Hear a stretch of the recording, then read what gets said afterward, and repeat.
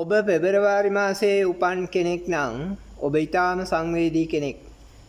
පැත්ත ගියත් ඇත්ත කතා කරන කෙනෙක්. මේ නිසා ඔයාට ගොඩාක් යාළුවෝ නම් අඩුයි. ඔයා විනෝදයෙන් ඉන්න සංචාරය කරන්න කැමතියි. ඒ වගේම තැනට සුදුසු නුවණ භාවිතා කිරීමේ සුවිශේෂී හැකියාවක් ඔයාට තියෙනවා.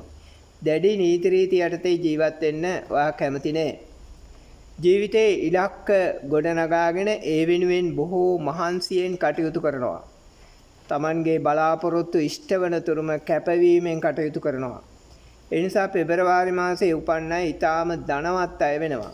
එහෙමත් නැතිනම් බලාපොරොත්තු වුණු ඉලක්ක ජයගත් අය වෙනවා.